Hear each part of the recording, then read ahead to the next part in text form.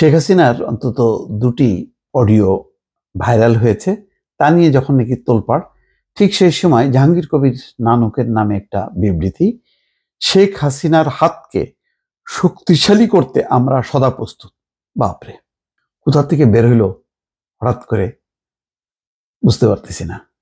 এটা কি সেও কি ভারতে বসে কি এই আওয়াজ তুলতেছে নাকি দেশের ভিতরে বোঝা যাচ্ছে না।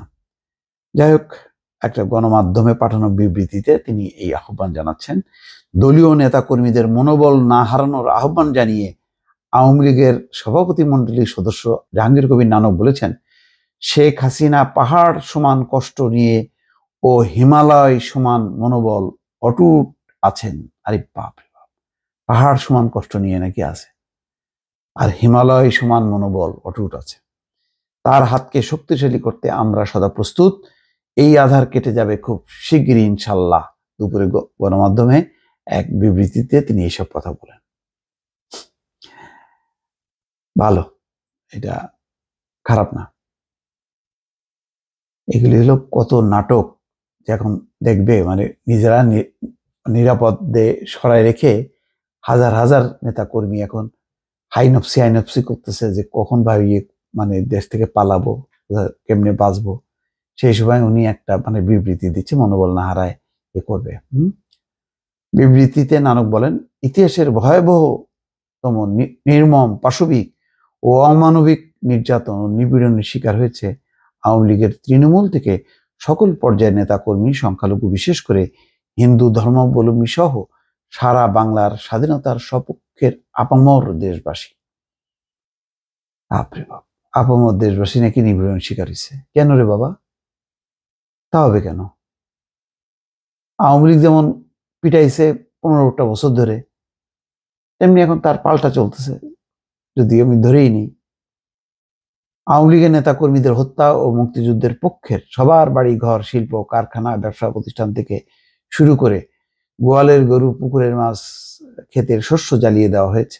আমাদের কোটি কোটি নেতাকর্মীর ঘর বাড়ি আগুন লুটপাট হয়েছে। কোটি কোটি নাকি আছে বাংলাদেশে, 20 কোটির মধ্যে কোটি কোটি। ভালো, আচ্ছা। এবং আওয়ামী লীগের কোটি কোটি নেতা কর্মী ঘর ছাড়া অর্ধাহার অনাহারে দিন অতিবাহিত করছে। বাঙালিদের অবিসংবাদিত নেতা, জাতির পিতা বঙ্গবন্ধু শেখ মুজিবুর রহমান যে বর্বরোচিত ভাবে অপমানিত করেছে, এজন্য 71-এর বিজয়ী বাঙালি জাতির বিরুদ্ধে পরাজিতদের প্রতিশোধের উন্মত্ততা।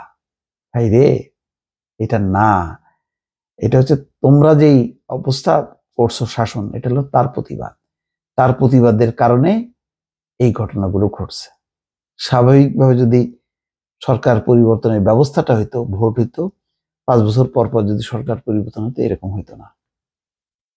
এটা হলো 15 বছরের আক্রোশের একটা বহিঃপ্রকাশ, যে এই মুক্তিযুদ্ধ, এই বঙ্গবন্ধু দিছে সব জ্বালায় পোড়ায়।